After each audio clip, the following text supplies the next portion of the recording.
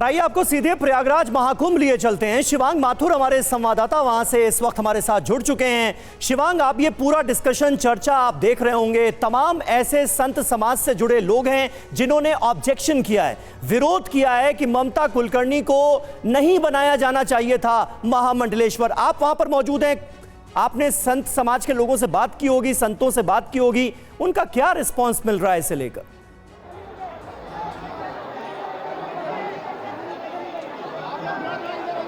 देखिए, अखाड़ा परिषद के जो महंत हैं रविंद्र पुरी जी, उनसे जब मैंने ये बात की थी तो उन्होंने मेरे को इंटरव्यू में कहा था कि महामंडलेश्वर बनने के लिए असल में 3 चीज़ों की आवश्यकता बहुत ज़बरदस्त तरीके से होती है।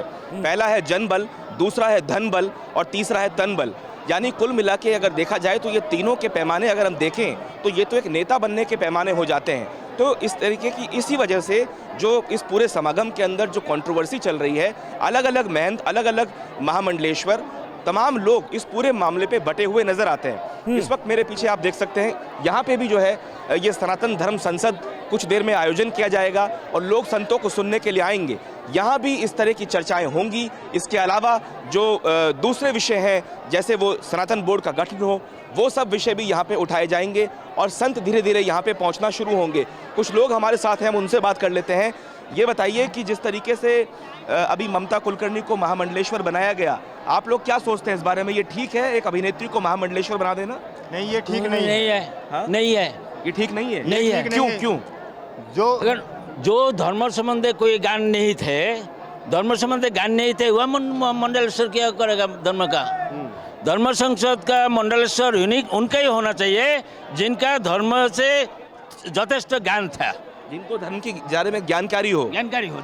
हाँ, आप क्या कह रहे थे? जिनको धर्म के विषय में जानकारी हो, अपने सनातन के विषय में जानकारी हो, उन्हीं को महामंडलेश्वर बनाना चाहिए। ये फिल्मी दुनिया में, ये बताइए, फिल्मी कलाकारों को महामंडलेश्वर बनाने की उपाधि देना ठीक है? ये बिल्कुल गलत है। इस तरह का जो धार्मिक गुरु हैं, जो साधु संत हैं, उनको इस चीज़ का देना चाहिए। और आज हम जो यहाँ पे आए हैं, सनातन बोर्ड के लिए आए हैं। जैसे हमें ठीक है शिवांग, हम आपके पास वापस लौटते हैं। राजकुमार शास्त्री जी, आपने लोगों की राय भी सुन ली। वहां पर जो लोग मौजूद हैं वो भी विरोध करते हुए नजर आ रहे हैं महामंडलेश्वर बनाए जाने के फैसले को लेकर। लेकिन शिवांग ने रविंद्र पुरी से जब बात की है, जो अखाड़ा परिषद के अध्यक्ष हैं, ये जन बल, धन बल, तन बल जिसके पास है वो महामंडलेश्वर बन सकता है। वो तो आप वाली बात नहीं करते नजर आ रहे हैं कि पहले महंत होगा, फिर उसके बाद एक और उपाधि दी जाती है और फिर महामंडलेश्वर। यानी इसके लिए कोई अहर्ता, कोई योग्यता नहीं है, कोई भी महामंडलेश्वर बन सकता है। नहीं, देखिए समीर जी, हर पद की एक पात्रता है। हाँ। और उस पात्रता को पूर्ण करना यह प्रत्येक व्यक्ति के लिए आवश्यक है, चाहे वो महामंडलेश्वर की पात्रता हो, चाहे वो सरकारी नौकरी की पात्रता हो। यदि उसका पूर्व चरित्र देखना बहुत आवश्यक होता है, यदि उसके पूर्व चरित्र से चरित्र सर्टिफिकेट उत्तम है, उसके बाद उसकी नहीं, ये तो आप कह रहे हैं शास्त्री जी ना, इसके लिए प्रक्रिया क्या है, प्रोसेस क्या है, और कौन देखेगा? वो कौन सी संस्था है जो ये बताएगी कि भाई ये योग्यता है? इस योग्यता के बिना कोई महामंडलेश्वर नहीं बन सकता। अखाड़ा परिषद के अध्यक्ष ही कह रहे हैं कि स्वागत है ममता कुलकर्णी का।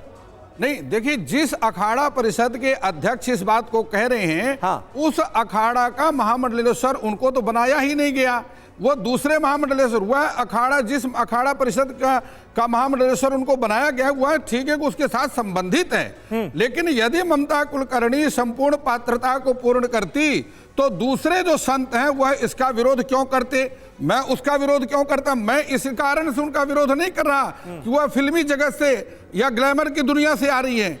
मैं केवल ये कह रहा हूं कि निर्माण मोहा जित संग दोषा अध्यात्म विद्या विनिवृत्ति कामा द्वंद्वैर विमुक्ता सुख दुख संगैर गच्छन्त मूढ़ा पद्मभ्यम तत्। ये 6 योग्यताएं हैं। क्या इन 6 योग्यता में एक भी योग्यता, एक भी पात्रता वो तो ममता तो चुनौती दे रही हैं। अगर उसमें एक भी ये पात्रता है तो मैं खुल करके समर्थन करूंगा। आपने सुना ही नहीं, अभी थोड़ी देर पहले विपिन ने जब बात कर रहे थे, हम दिखा रहे थे वो रिपोर्ट, वो तो चुनौती दे रही कि भाई आइए, आप मुझसे ज्ञान के बारे में, शास्त्रों के बारे में बात करिए, आपको समझ में आएगा कि मैंने अपना पिछला समय जो है कहां बिताया है।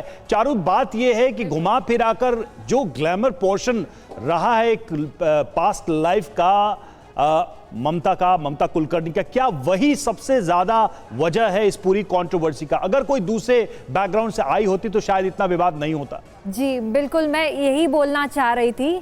सवाल इसलिए इतने खड़े हो रहे हैं क्योंकि वो एक अभिनेत्री हैं, इसलिए इतने सवालों पे सवाल आ रहे हैं, सबके सवाल आ रहे हैं, इनके नहीं, आपके नहीं, सबके सवाल ये आ रहे हैं कि एक अभिनेत्री ऐसा कदम कैसे उठा सकती है। एक बात बताइए, अगर कोई इंसान सुधरना चाह रहा है तो क्या वो गलत कर रहा है? ठीक है, उनकी पास्ट लाइफ में जो भी उन्होंने किया, आज वो अगर अच्छे नक्शे कदम पे चल रही है तो क्या वो गलती कर रही है? कुछ गलती नहीं कर रही। इसमें एक ऑब्जेक्शन ये कहा कि सुधरना या सनातन मार्ग का पर चलना, इस पे किसी को आपत्ति नहीं है, लेकिन एक विशिष्ट पद को लेकर ही ये करना, ये अपने आप में कहां तक जस्टिफाइबल है? तब जबकि इसकी योग्यता या अर्हता, इसकी क्वालिफिकेशन को लेकर बहस आप सुनी रही हैं कि क्या क्या कहा जा रहा है।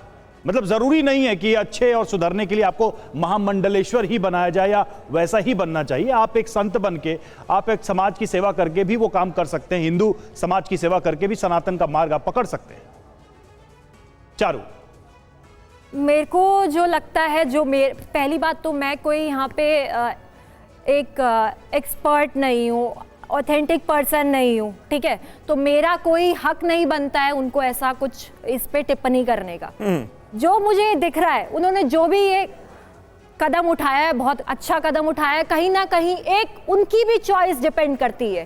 कल को अगर मैं सनातनी बनना चाहूंगी, मैं इस चीज को लेना चाहूंगी, तो मेरी भी चॉइस, कदम केवल अपने आप को मीडिया में लाने का कदम है, इसके अतिरिक्त और कुछ नहीं है। और जिस अखाड़ा परिषद ने उनको उसका महामंडलेश्वर बनाया है, जिन्होंने उनको ये समाधि, उसकी पूरी प्रक्रिया भी नहीं की गई। उसकी पूरी प्रक्रिया है कि किस प्रकार से उनके सभी पिंडदान इत्यादि किए जाते हैं, क्योंकि वो एक एक्ट्रेस है, पात्रता पूर्ण नहीं हो रही, सभी प्रकार से मुंडन किया जाता है, तीर्थ में स्नान कराया जाता है। मैं यही कह रहा हूँ कि ऐसी कोई संस्था है क्या राजकुमार शास्त्री जी जो इन नियमों का पालन कराने के लिए जिम्मेदार है? दोष है, आज वो, क्या उनके वो सभी दोष समाप्त हुए? सुधरना चाह रही है, आज वो अच्छे नक्शे कदम पे चलना चाह रही है, तो क्या वो गलती कर रही है? बहुत बहुत शुक्रिया, कदम चलना बहुत बहुत शुक्रिया आप सभी का हमारे साथ जुड़ने के लिए। इस चर्चा के लिए हमारे पास वक्त इतना ही था।